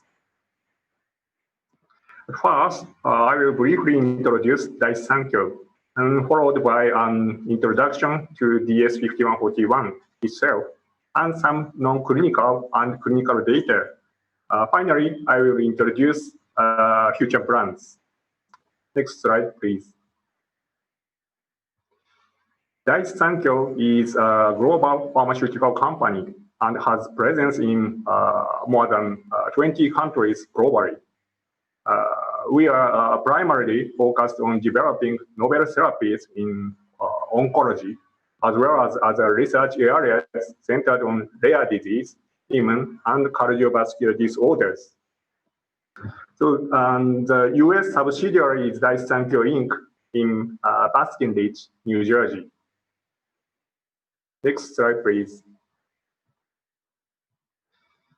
DS5141B, our selected compound for exon 45 skipping, was designed to cover the splicing enhancer sequence of exon 45. DS5141B is a chimera antisense oligonucleotide consisting of 2'O, 4'C ethylene bridged nucleic acid, we call ENA, and 2'O methyl RNA. ENA have stronger binding affinity to RNA and high stability against nuclease compared to PMO and 2'O methyl. Next slide, please. So, we evaluated the potent exon 45 skipping activity of our compound compared to 2' methyl ASO and PMO in anterior tibial muscle, diaphragm, and heart. This 5141B, 2' methyl, or PMO with the same nucleotide sequence were administered to DMD model mice once a week for 4 weeks, and the exon skipping activity were measured by RT-PCR. So, as you can see, our compound induced clear exon skipping at over 3 mg per kilogram. On the other hand, 2' methyl ASO had very slight, and PMO did not induce any skipping up to 30 mg per kilogram. Same trends were also observed in diaphragm and heart. So this clear exon skipping activity in all tissue is very meaningful, and we believe our compound has potential to induce the dystrophin protein and may improve the pathology in respiratory and cardiac muscle. Next slide, please. So we started first in human phase 1 study in Japan to assess the safety, tolerability, efficacy, and the pharmacokinetics of DS5141B, given via subcutaneous delivery once weekly. This study was divided into 2 parts. In part 1, the dose was gradually increased while confirming the safety. In part 2, based on safety assessment in part 1, the same fixed dose was administered once a week for 12 weeks. And 6 patients were divided into 2 cohorts. In cohort 1, 3 patients received our drug at 0.1 milligram per kilogram and then 2 milligram per kilogram once a week for 2 weeks. In part 2, same 3 patients received 2 milligram per kilogram once a week for 12 weeks. And in cohort 2, 3 patients received our drug at 0.5 milligram per kilogram and 6 milligram per kilogram once a week for 2 weeks. In part 2, these same 3 patients and 1 additional patient received 6 milligram per kilogram once a week for 12 weeks. Each patient underwent a muscle biopsy before the first dose in part 1 and after the final dose in part 2. Patients included were boys aged 5 to 10 with sufficient walking ability and amenable to exon 45 skipping. Efficacy endpoint was dystrophin protein by Western blotting and exon 45 skipped messenger RNA by RT-PCR. Next slide, please. So this is a summary of result. DS5141B was found to be safe and well tolerated after 12 weeks of treatment at both 2 and 6 milligram per kilogram dose. And the most frequent adverse event was injection site reaction. But all injection site reactions were mild with recovery at the next dose and with no scarring. So this did not result in any interaction to treatment or withdrawal from the study. And exon skipping in messenger RNA was confirmed in all 7 patients. But dystrophin protein was observed only in 1 patient. Therefore, we decided to extend this study to examine DS5141B over 48 weeks. This is ongoing. Next slide, please. So this is the future plan. We will get top-line result anticipated December 2020, and we will develop in US global program. In addition, we have program with ENA technology targeting multiple other exon mutations, which may be accelerated based on the full result from ongoing this clinical trial and preclinical study. Thank you for your attention. If you want to know more detailed information, please check the on-demand library and poster session. Thank you very much. Thank you, Dr. Nawada. I have one follow-up question. That was great. We love to see the progress. Could you explain to the families perhaps why you may have only seen dystrophin expression in the 1 patient in the study? Can you sort of explain why or the rationale around that? Was that surprising, or that's not necessarily part of this part of the study that you're looking at? Yes, thank you very much.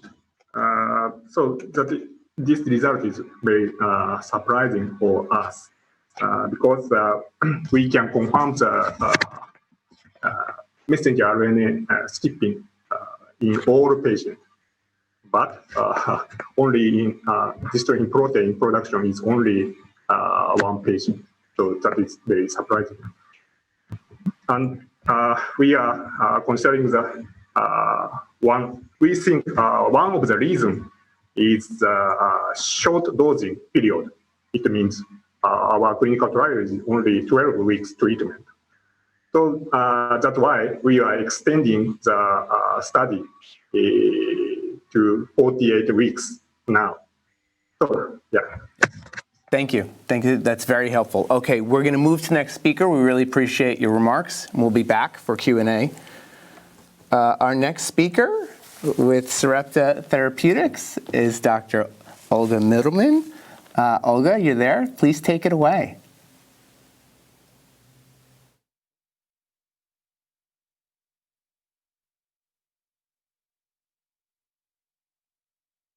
To present.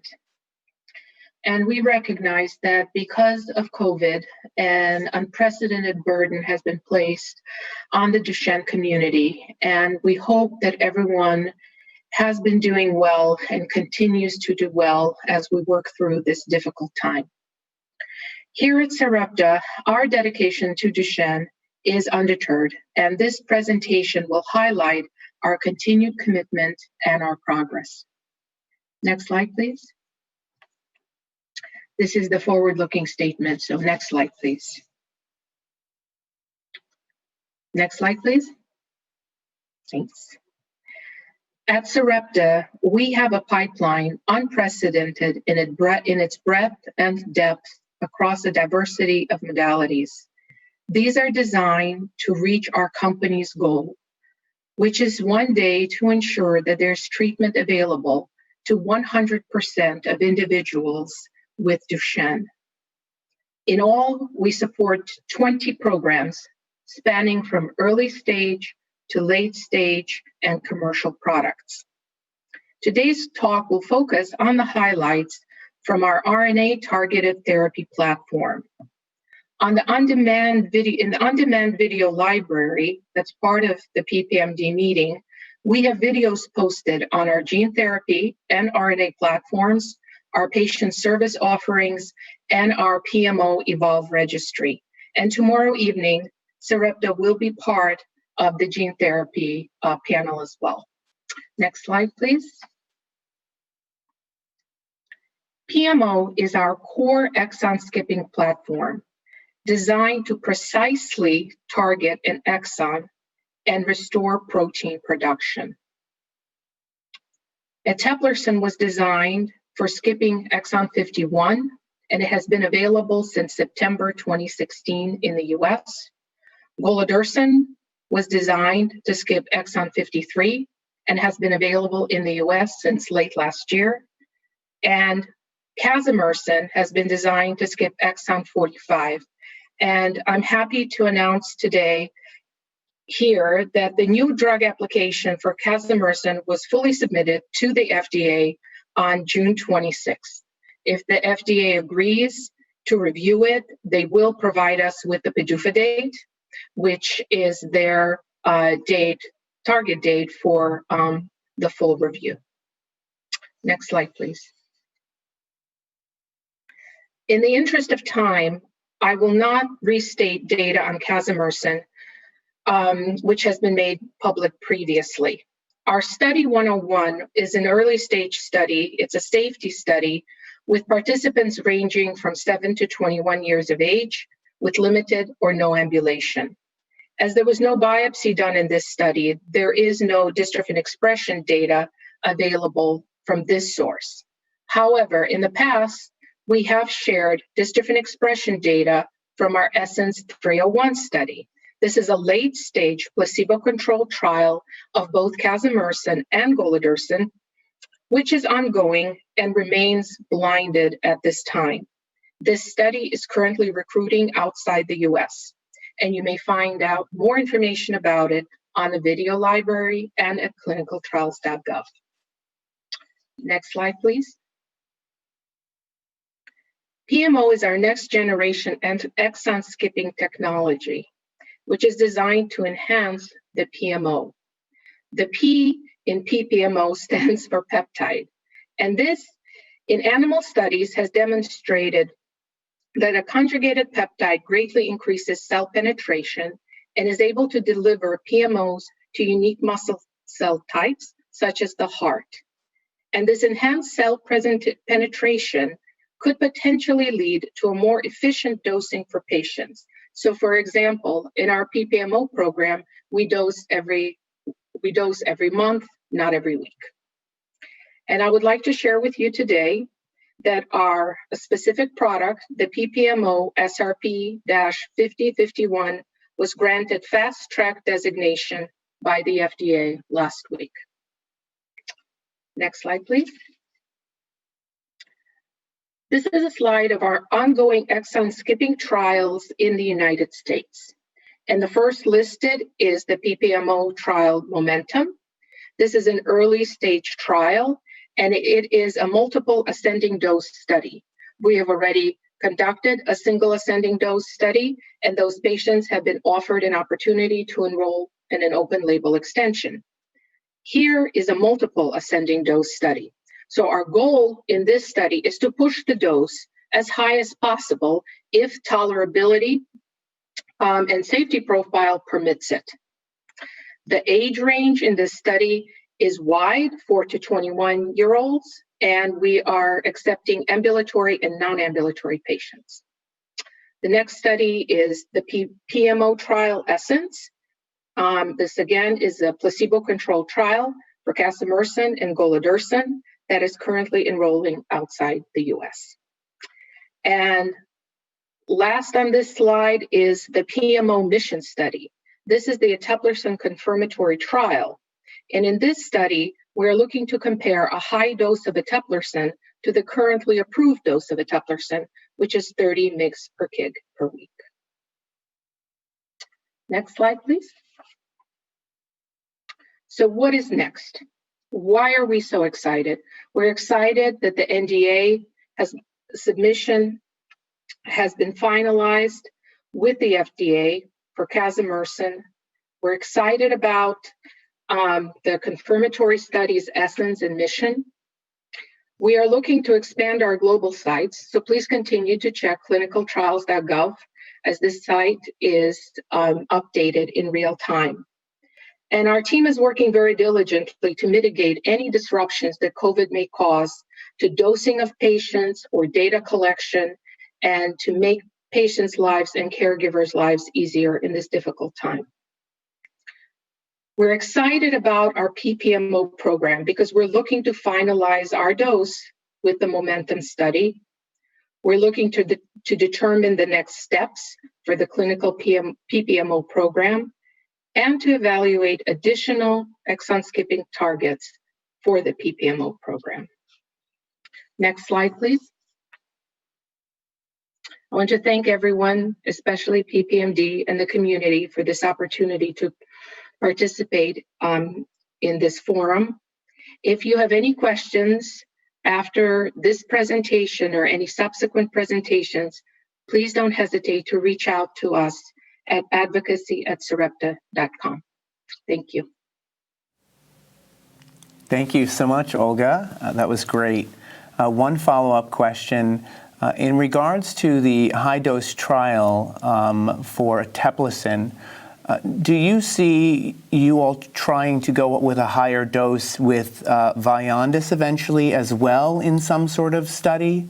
Was curious about sort of how you're looking at that going forward and whether or not you've come to a decision. This is an important question, Ryan. This is something that is actively under discussion right now inside Sarepta. We have not reached a decision. I think we need to see how the mission study, the eteplirsen high dose study, gets going and see what happens. But this is definitely an important consideration. Thank you for asking. Yeah. Thank you. Okay. Our last speaker on the panel, Dr. Leslie Magnus from NS Pharma, is going to provide us with an update. Dr. Magnus? Hello, Ryan. Hello, everyone.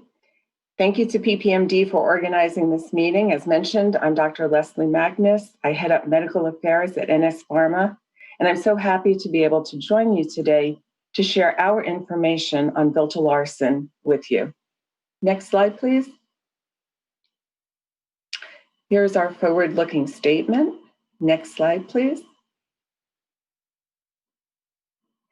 Viltolarsen is an investigational compound. It's being developed to treat patients with DMD who are amenable to exon 53 skipping.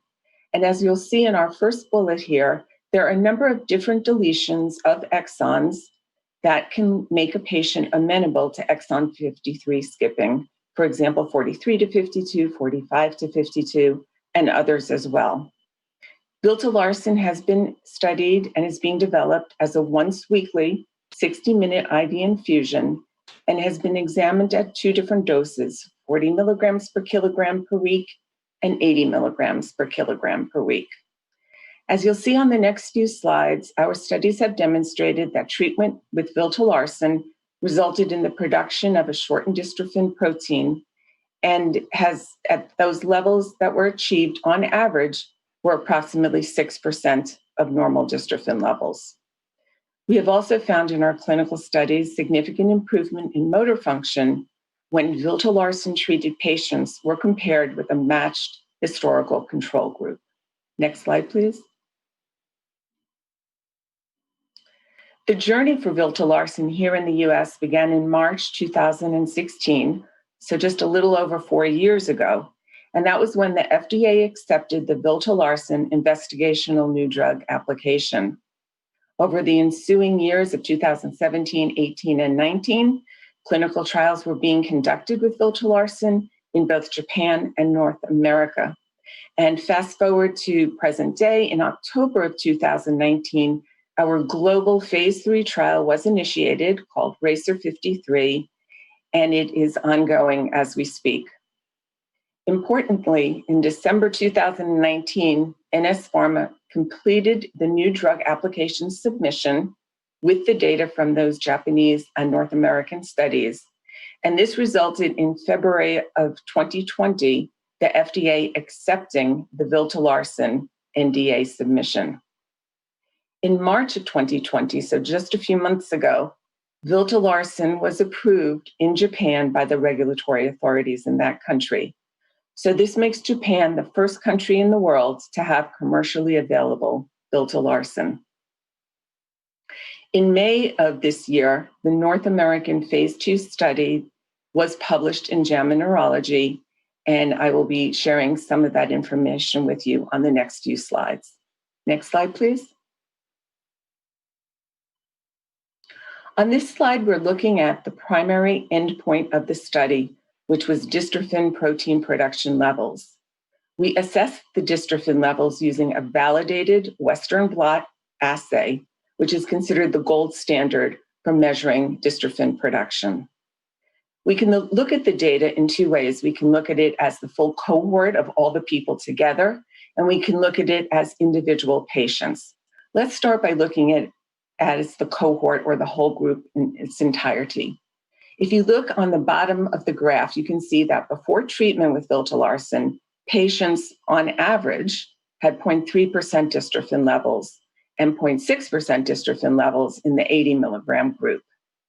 Following 25 weeks of treatment with viltolarsen, patients on average in the 40 milligram group showed 5.7% dystrophin levels, and in the 80 milligram group, it showed 5.9% dystrophin levels. Both of these changes from baseline in the mean percentage of dystrophin levels were statistically significant. Another way to look at the data is to look at individuals. And here you can see that each of the 8 patients in each of the groups are shown by a different colored line. And what you'll note is that all patients in the study exhibited an increase in dystrophin levels from their baseline levels, and that all but 1 patient achieved a dystrophin level of at least 3%. Next slide, please. We also looked at the motor function tests. We examined that at week 13 and at week 25. I'm sure many of you will be familiar with these tests: time to run, walk, time to stand, 6-minute walk test. What you see here are the viltolarsen-treated patients in blue. You see the historical control patients, which were matched to the viltolarsen patients for age, glucocorticosteroid use, and baseline assessments, and they are depicted in gold. If you look at the right side of each chart, you'll see a gray arrow that shows you the direction that would indicate improvement in these tests. And so you can see that in each of these 4 examples, viltolarsen showed improvement in the assessments, and it was statistically significantly different than the historical control groups. Time to stand velocity, time to climb, and the NSAA also showed improvement or stabilization, However, these just missed statistical significance. Next slide, please. In looking at the Viltolarsen safety profile, you can see on the left some of the commonly reported terms that these patients experience: nasopharyngitis, cough, nasal congestion. Importantly, there were no serious adverse events. There were no drug-related adverse events. There were no discontinuations due to adverse events. And in fact, there were no discontinuations from the study at all. And there were no deaths that occurred during the study. Next slide, please. So finally, I think you can tell it's been a very busy year at NS Pharma. Since the last time that I spoke to the PPD annual meeting, we have filed our NDA. We have initiated our phase 3 global clinical study. We are awaiting FDA regulatory decisions, and we were approved in Japan in March of 2020.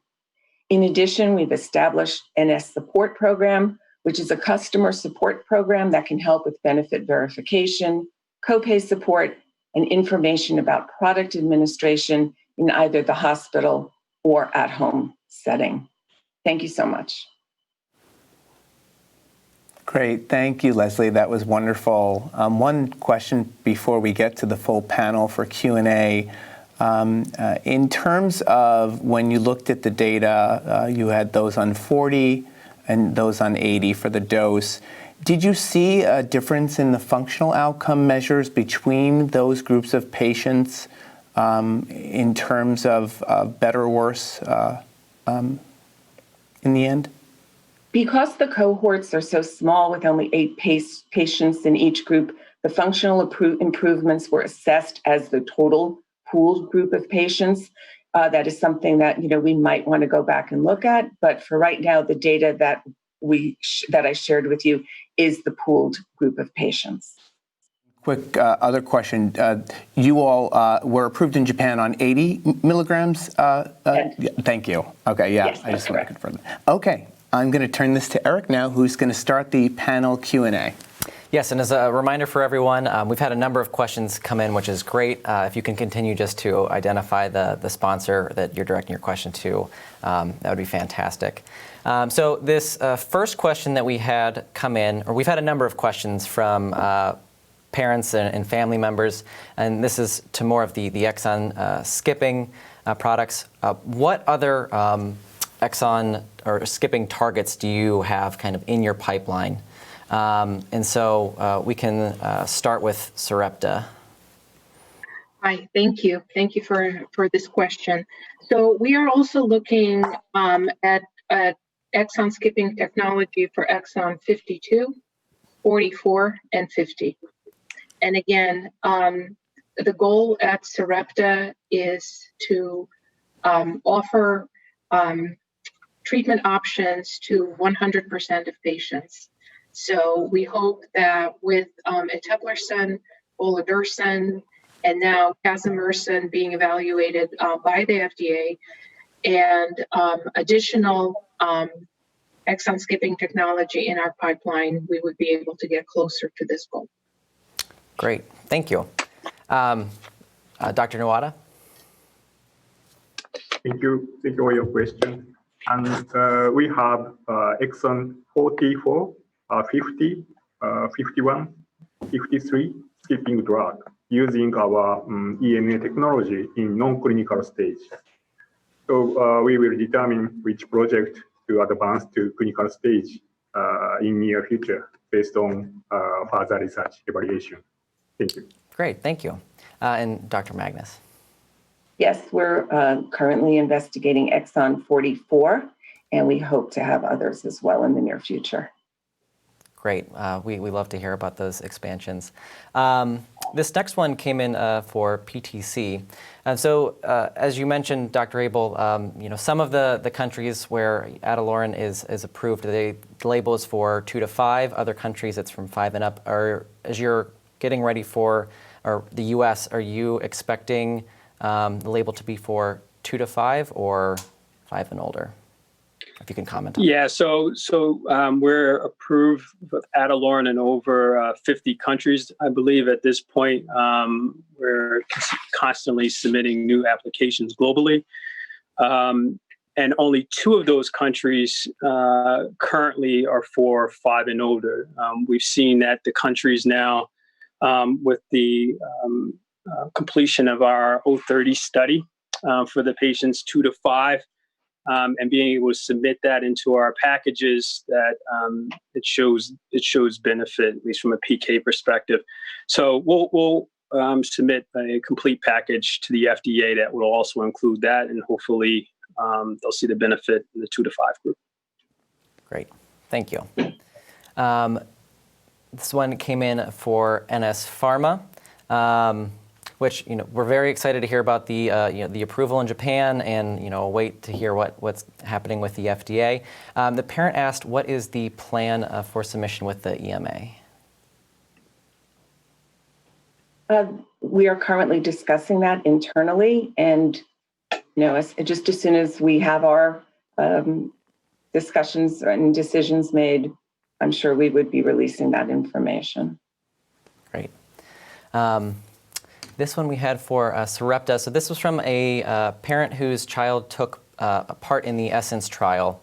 So they were asking, with having that 96-week placebo phase, do you anticipate any chance of sharing some of the individual data with those participants from the trial? So thank you for the question. So first of all, we're very grateful to members of the community for participating in our trial and all the trials across the board, because this is what really moves the therapeutic area forward. At this time, the study is blinded, and we're going to have to protect that blind to protect the integrity of the data. But as soon as we can make the data available, I promise we will. Great. Thank you.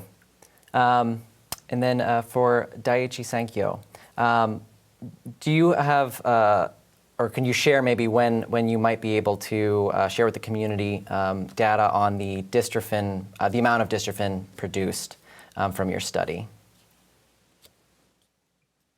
Yes. Thank you for your questions. Our top-line result in phase 1/2 study is expected in end of this year. So we will introduce our data in early next year. And this another question for everyone on the panel. So again, with potential use for females who may be more severe manifesting carriers. Thank you, Ryan. Is there any? Are you looking at any trials to see if that your drugs may be a possible use for that group? And I'll start with Sarepta and kind of go around. We've recognized that this is really an important unmet need, and so there are internal discussions going on, and considering this patient population, it is an extra rare group of folks, but we do recognize the importance of studying this patient population where there's so little work has been done. Yeah, thank you. And I think we do recognize that those numbers are going to be smaller, but of course those individuals may be able to benefit as well. Dr. Abel, if you could comment. Yeah, so at this time we are not considering a trial. I think it's something that we can talk about internally. I will say that as everyone is aware, this product, Adalurin, should be effective also in females who have nonsense mutation DMD. So it's something we will look into. Great. Dr. Magnus? I would echo the comments of the 2 previous panelists. It is something that we recognize that's important. We don't have anything currently underway, but it's something that can certainly be looked at as we move along our pathway with Bill Larson. Okay. And Dr. Nawada? Yeah. Currently, we have no idea to conduct a female PMD patient. Thank you. And then this one is for Sarepta. So more of a question about, and maybe in two parts, the PPMO. So the question was, if it's approved, is that something where someone who's on the PMO can switch over to kind of immediately? And then along those lines as well, if the PPMO proves successful, is that something you intend to move kind of all of your different exon scare therapies over to? Thank you for this question. So if the PPMO becomes available, we have taken a look at this type of question internally, and the transition from a PMO to the PPMO platform should be able to happen very quickly, with minimal walkout period. As far as developing the PPMO program once additional data on 5051 becomes available, I think we need to see the data. I mean, I think this is an important consideration, and substantial resources would have to be devoted if we move towards this switch. And we will be guided by the data, guided by the science, and we just need to be more patient at this point and wait for the data, and then make the decision that we think will leverage our experience in the most efficient and appropriate way possible. Great, thank you. We had a question come in for NS Pharma. So just a clarification. So on the expectation of if you hear back from the FDA with positive news, I think the parent was wondering, how soon post approval would they be able to start receiving Viltolarsen? So we are planning to have product available as soon as possible post approval. As I said, we already have our NS support program has been launched and in place. People can call that for information. It's 1-833-677-8778, and they can receive more information about that. Great, thank you. So we did, so this is another question I'm going to direct back to Sarepta. So this was one we had, you mentioned the three-pillar approach with the RNA, the gene therapy, the gene editing. And I think this was a question from a parent, maybe with a little bit of concern, is if there will be any impact on the production of the RNA therapy as maybe the production with gene therapy increases. So thank you for this important question.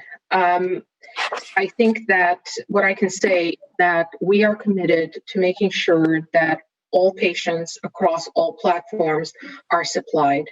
And this includes patients on commercial supply and study drug supply. So we are making significant investment in gene therapy manufacturing, and it is our responsibility to make sure that PMO, PPMO, gene therapy, etc., that these supplies are available across the board and worldwide. Thank you. Great. I had a question for Dr. Nuada.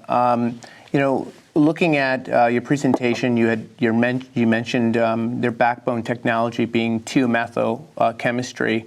I'm curious, and you're currently pursuing a sub-Q injection. I'm curious, are you looking at switching that formulation to infusion?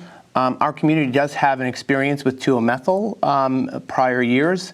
There was some issues with site injection reactions. And I'm just curious, are you thinking through sort of the other pathway of delivery, of administration, potentially, since you're early in your development? Thank you for the question. We have no idea to change to IV information currently. So because our injection site reaction is so mild with recovery at the next dose. So Now, in addition, in our 12 weeks treatment study, we confirmed the exon skipping activity in all patients. So we are considering now our drug is enough via subcutaneous treatment. Okay, thank you. Great. And I've also seen a number of questions come in asking about specific exons, and so that's maybe not something we'll be able to address in this panel, but as a reminder, if you go to parentprojectmd.org/exon deletion tool, you can look for exon skipping therapies that you may be able to receive, as well as we have our genetic counselors through the Duchenne registry. So I just wanted to put that out there as a reminder. We had another question come in looking at, with Sarepta has started into some of the PPMO work. Have some of the other companies been investigating any next generation exon skipping therapies? So Dr. Magnus? At this moment, we're focused on the current products that we have under development, the different exon skipping therapies that I mentioned earlier. And Dr. Nawada? Yes, we also continue to our EMA technology. Okay, great, thank you. And then we had another question coming in. So this is a parent that has been on Atalorin for 5 years, and so they were kind of, I think, asking a question about, do they have to, are they automatically in the STRIDE registry, or is this something they have to, consent to be in? If you could expand a little on that, Dr. Abel. The STRIDE registry is available in all countries where Atalorin is commercial or have a early access program, or through our PTC Acts program. So depends on where the patient is. Okay, great, thank you. And so we did have a number of other questions come in. As we mentioned yesterday, for those questions that we are really not able to get into in this session, we will be passing those along to our sponsors. I do want to take this time to thank all of our panelists for your participation today. We really appreciate you taking the time and, again, doing our 6-minute talk test. That was great. We covered a lot of information. And so thank you again. And if anyone wants to see any more about these products, again, please go visit our conference hub. You can see more in-depth coverage on their pre-recorded videos. Thank you. Wonderful.